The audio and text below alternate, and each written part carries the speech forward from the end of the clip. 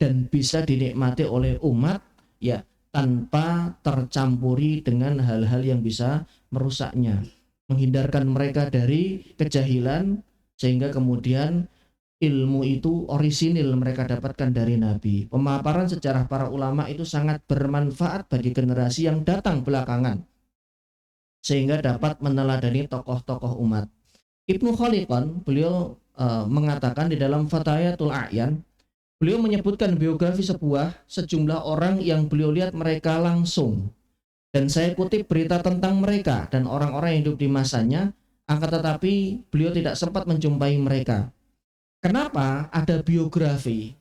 Kurikulum vitae, Pak. Kita kalau mau kerja itu kan ngajukan lamaran, kurikulum vitae, CV.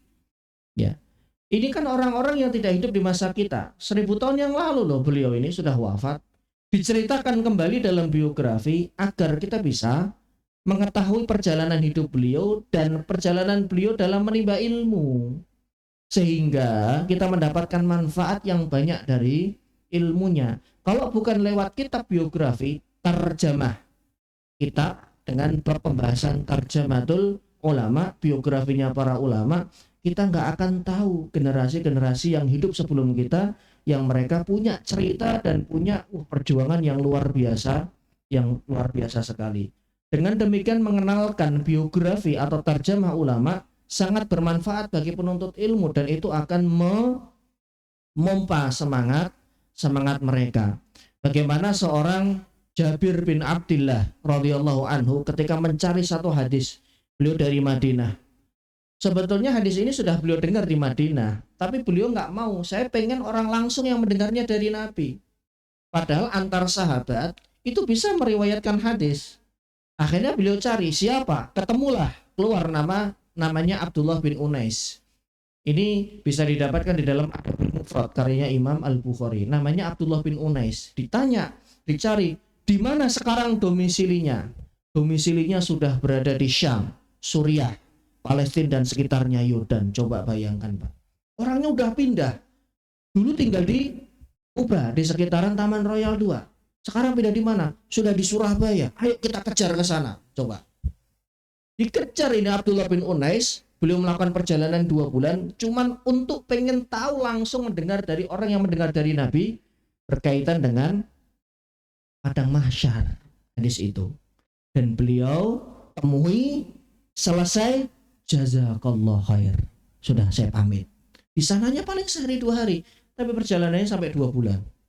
Makanya benar kalau Nabi bersabda, man salaka thoriqon. Barang siapa yang menempuh, karena terkadang jarak tempuh ini lebih lama daripada keberadaan kita di majelis, kan begitu. Orang-orang dulu kan perjalanannya 2 bulan, 3 bulan. Ya, di sananya mungkin seminggu, 2 minggu, 10 hari. Kalau di sana banyak ulama, ya mereka bisa mengkaji atau mengaji dari satu guru ke guru lain. Dan semuanya kajiannya hadis, Pak ya. Ini kan terlalu banyak tambahan dari saya. Semuanya daging, semuanya isinya. Melakukan perjalanan ya di Damaskus dan sekitarnya, kemudian beliau mencari sahabat-sahabat Nabi yang lain untuk mendengarkan hadis dari orang-orang hebat tersebut. Adanya perjalanan hidup mereka bisa kita temukan dalam biografi. Imam Ahmad bin Hambal. Ada yang kenal? Imam Hambali yang mendirikan muassis, pendiri madhab Hambali. Madhab itu bukan sekte, Pak ya. Madhab itu bukan aliran tertentu.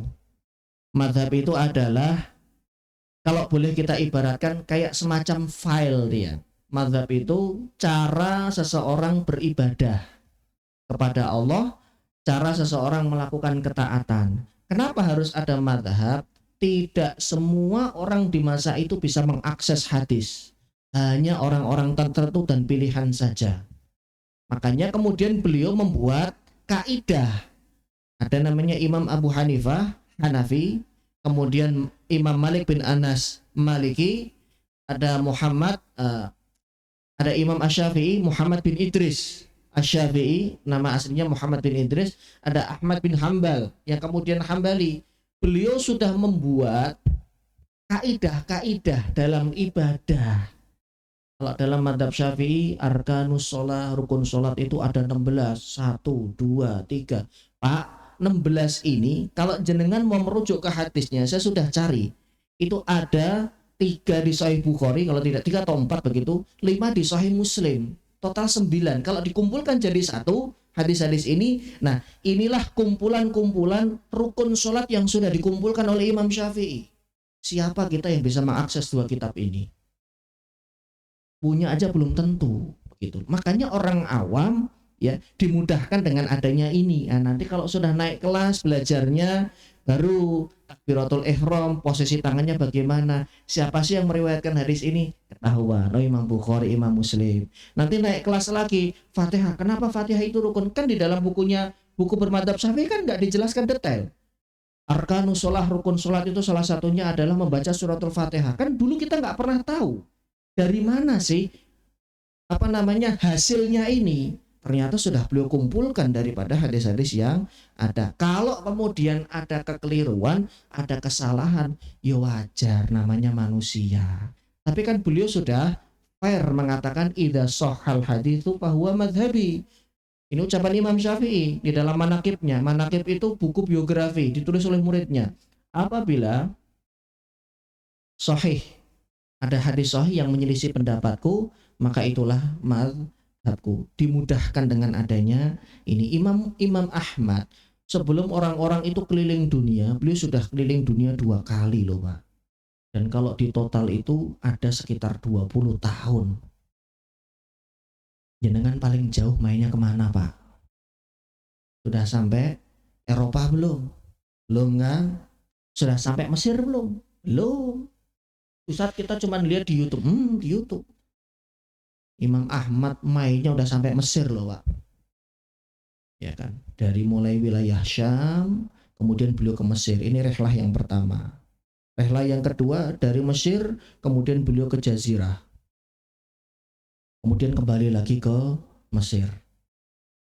Nggak loncat-loncat, itu kan melewati banyak negara. Di setiap negara ada ulama siapa ahli hadis. Fulan, oh ini belum saya ambil ilmunya. Di mana rumahnya? Di sana. Masjidnya di mana? Didatangin. Mainnya jauh Imam Ahmad udah sampai Mesir. Udah sampai Mesir wilayah Jazirah. Kan jenengan kalau umroh kan paling cuma Makkah Madinah kan Pak. Jenengan belum sampai Riyadh kan.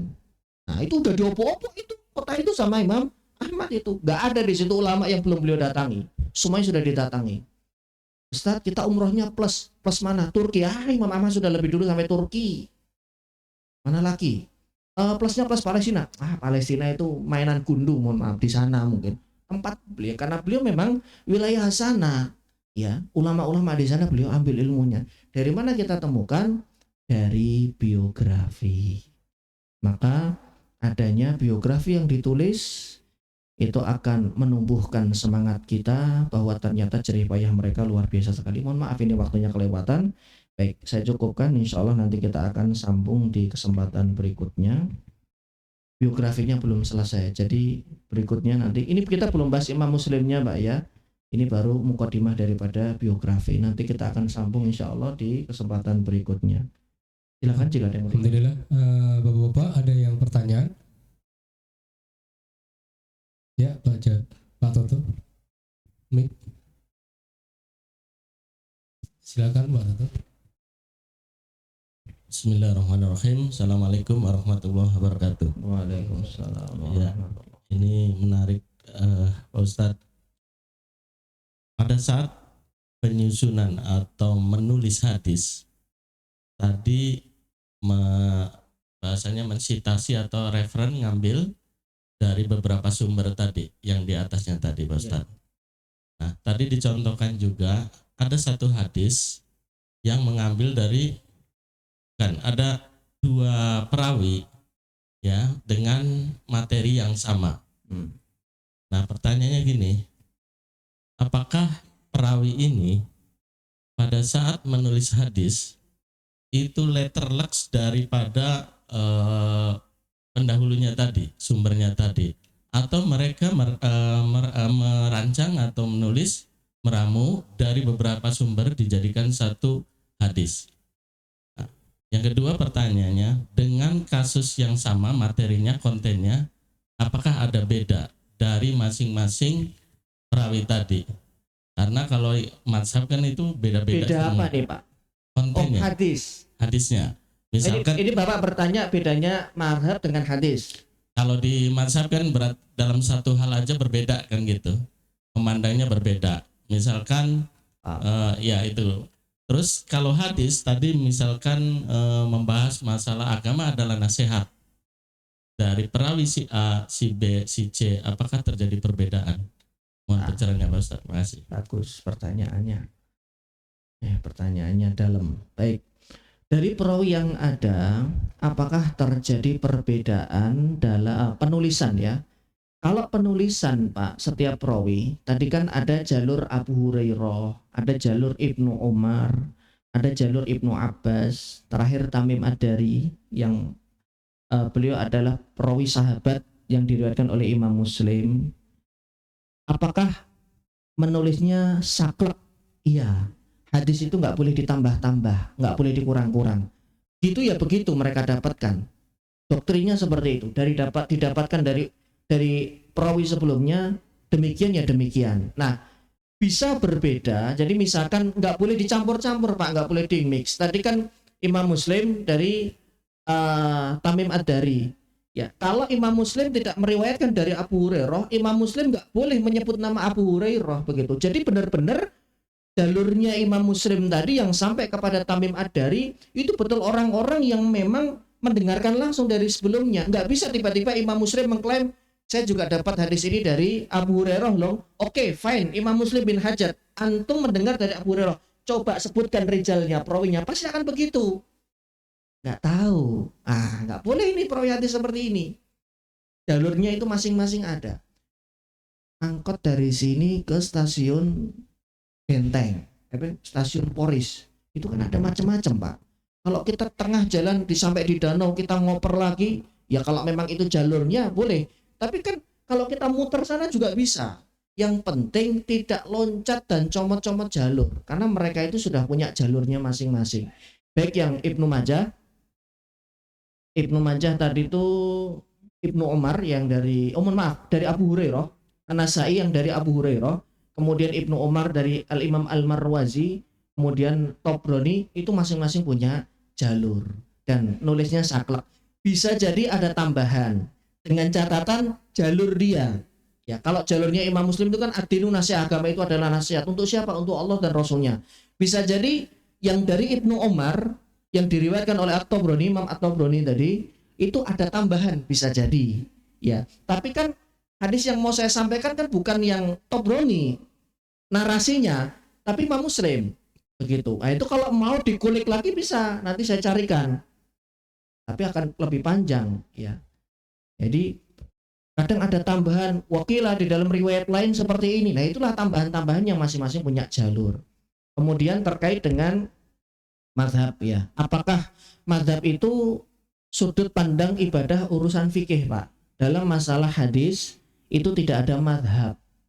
Walaupun pada akhirnya mereka menyebut mazhabnya Imam Bukhari seperti itu. Tapi secara umum kaidahnya sudah ada, tapi mereka tidak menyebut mazhab. Paling qawaid, rijal ya. Perawinya Imam Bukhari seperti ini, kaidah yang ditulis oleh Imam Bukhari terkait dengan perawi hadis demikian, ketat sekali. Rijalnya Imam Muslim demikian. Syarat menentukan hadis sahih menurut Imam Bukhari seperti ini. Syarat menentukan, memang kutubnya di dua orang ini, mohon maaf, kutubnya ada di beliau berdua ini. Imam Ahmad hebat Pak. Imam Ahmad itu hafal 1 juta hadis di luar kepala loh. Sanad dan matan seperti tadi yang Sahih Muslim tadi yang saya sebutkan, itu orang-orangnya 1 juta hadis itu. Coba bayangkan, kalau satu hadis jalurnya itu minimal ada 4 atau 5 orang, beliau hafal 1000 hadis loh Pak. Berarti 1 juta hadis 5 kali 5 juta orang loh beliau apa. Itu jelimetnya kayak apa. Dan itu nggak ketuker-tuker. Karena Imam Ahmad ini termasuk ulama yang jahadzabah, yang hafalannya luar biasa. Coba bayangkan, kita ngapal lama jamaah aja ketukar. Pak Endro rumahnya di mana ya? Kadang salah kita nyebutnya. Saya aja sampai sekarang aja lupa itu. Saya tahu beliau tinggal di, tapi nama klasternya aja lupa. Makanya saya bukan perawi hadis yang kredibel. Karena ngapal alamatnya Pak Endro aja saya lupa. Pak Andi di mana ya? Aduh lupa saya. Padahal beliau pernah cerita. Karena apa? Ya, saya nggak terlalu ingat karena saya kesini cuma sebulan sekali saja.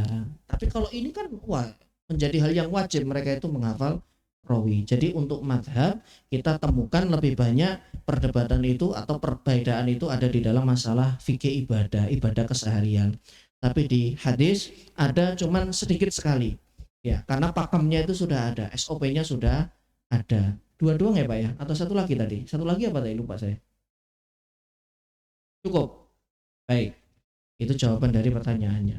Cukup. Baik, cukup. Alhamdulillah kajian hadis arba'in yang disampaikan Ustadz Haji mudah-mudahan bisa mengambil ilmunya dan semoga Ustadz Haji bisa diberi kesehatan senantiasa bisa mengisi kajian kita nanti di kemudian.